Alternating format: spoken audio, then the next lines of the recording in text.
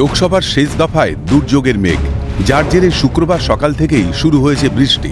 একেই রাস্তার হাল বেহাল, তারপর আবার সামান্য বৃষ্টিতে জলমগ্ন, এতেই চরম ভোগান্তি। পথেই ফাঁদ পেতেছে বিপদ, সমস্যায় বালুরঘাটের জলঘরের বাসিন্দারা। গাড়িগুলো অর্থাৎ এখানে কিন্তু জলের মধ্যে দিয়ে চলতে হচ্ছে এবং মানুষজন যেভাবে যাচ্ছে তাদের কিন্তু বিপদে পড়তে হচ্ছে। আমি একটু বলবো এইদিকে একটু ছবিটা দেখাতে, অর্থাৎ যেইভাবে চলাচল করছে এবং রাস্তা কিন্তু পুরো কাদায় জমে রয়েছে। সরকার কোনো স্টেপ নেয়নি এই রাস্তাটার জন্য। এই রাস্তাটা জলঘর মেন রোড থেকে আমাদের হাট হয়ে বিওপি একটা আছে, আমাদের বর্ডার অফ সিকিউরিটি ফোর্সের একটা ক্যাম্প আছে, সেখানে গিয়েছে, সেখান থেকে গ্রামে গিয়েছে।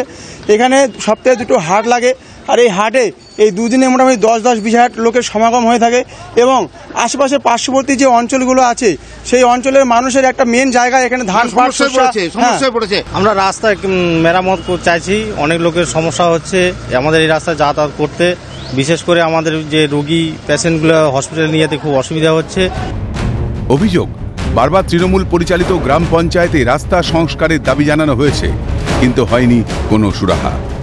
এখানে তৃণমূলের পঞ্চায়েত আপনাকে জানিয়েছিলেন পঞ্চায়েতকে? বারবার পঞ্চায়েতকে জানানো সত্ত্বেও কোনো কাজ হয়নি।